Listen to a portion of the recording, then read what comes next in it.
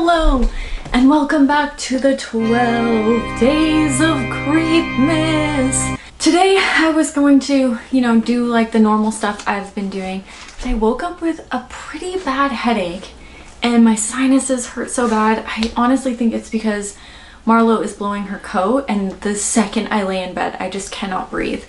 And I would rather not breathe than have her sleep in my bed, so it's fine, but I never had allergies until I got her. So anyways, today I don't want to do anything. I do not want to leave the house. I refuse, in fact, to leave the house. So I just wanted something kind of easy to do today, and I actually got a DM from one of you. I won't say your name or anything, but one of you asked me a really great question last night, and so today I was like, you know what? Maybe I'll just incorporate that into part of the video, but I think this will be more of an easy video just because my head is pounding. So the question was, what book would you want to see turned into a movie?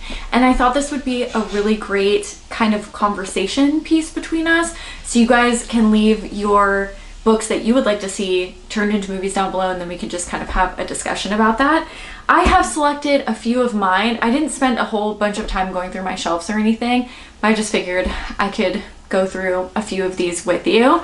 And yeah, let's just kind of get started. The first one, I think you guys probably could have guessed, is Night Parade by Ronald Malfi. I talked about this one yesterday and just about how vivid it is, and I can picture every single thing in this book happening. I haven't finished it yet, so I'll let you know how I feel about it after I finished it.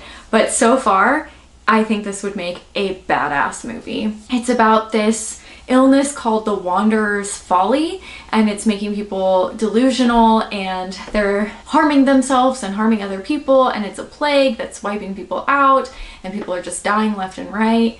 And so there's a man named David, and he's taken his daughter and he's on the run with his daughter. This is all on the back of the book. I'm not giving anything else away.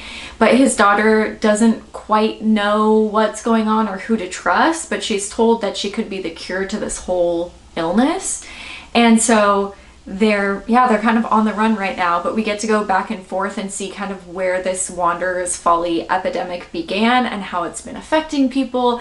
And then now you see huge towns just completely wiped out by this thing. It's a really freaking awesome book. It's not even that it's overly descriptive, and I truly don't know what it is about this book, but I can picture every scene so vividly. And so the pictures that I have in my head, I'm like, this would be so freaking creepy. So yeah, of course, I mean, Ronald Malfi, he's amazing. Another one that I think would make a good creepy movie would be Pen Pal by Dathan Arbok.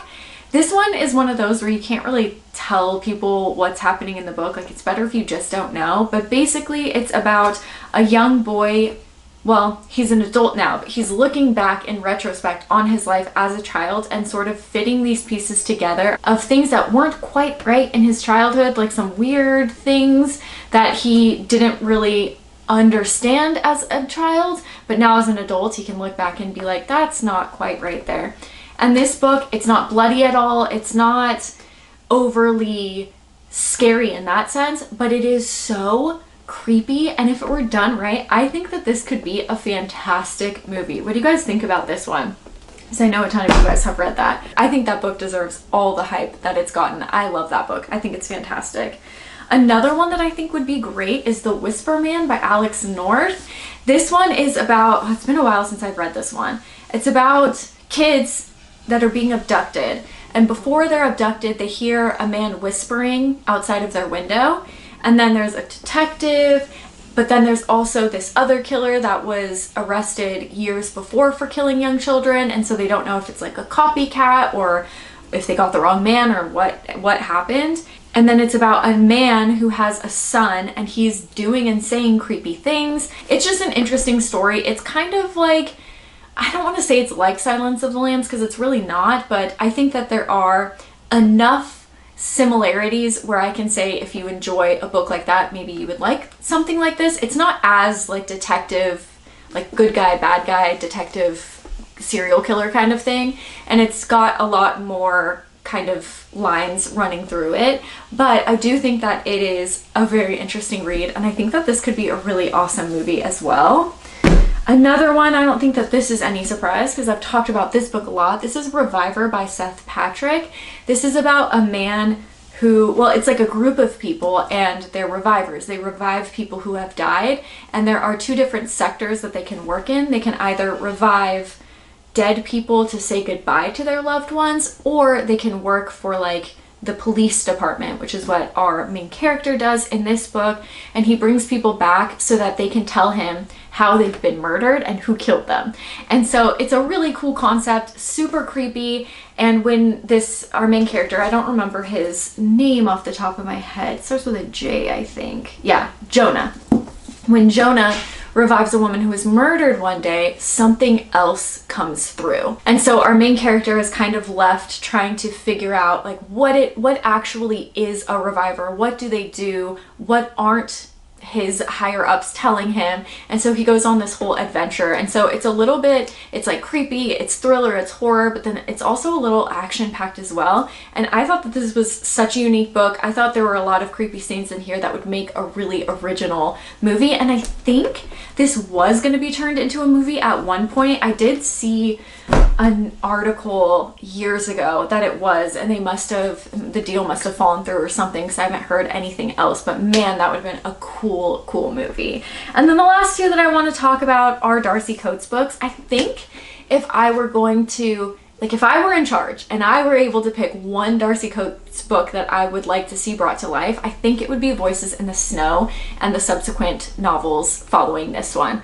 I love this book. I just love it. It's the first book that I read from her. It's like an apocalyptic movie, but with a twist on it, because everything is just so Darcy Coats that she writes, you know? And so I absolutely love this. It's about a girl. There are these quiet zones, I think they're called, or still zones or something, where if you go in, no one ever comes back out. They don't know what happens in those. It's just whole cities that kind of get swallowed up into this void. And there are these monsters, for lack of better words, lurking about, and people are just trying to figure out what's going on. And she ends up, our main character here, Claire, ends up trying to find her sister. And on the way to her sister's house, she gets into a car accident and she's saved by a local, but she doesn't know if she can trust him or not. And then the story continues from there. But I would love to see these brought to life. But my favorite Darcy Coats book is From Below. And this is about a group of people who are trying to find this sunken ship, the SS Arcadia, that sunk like 80 some odd years before. And they believe that they located the ship. They're going to dive down and do like a documentary where they uncover the shipwreck for the first time ever. And so we go back and forth in time. We're following this crew of explorers, but then we also get to go back and see what happened to the SS Arcadia. And it is so creepy. I had so many dreams about being on a sinking ship. I mean, for weeks after I read this book. Like, this book really did mess with my head. I thought it was so creepy and so fun. The thing with this one is I think that the current situation would definitely have to be changed if it were going to be like a full-fledged movie. But I think everything in the past, the creepy stuff that happens on the ship and like why it sunk in the first place, I think that that would make a fantastic film.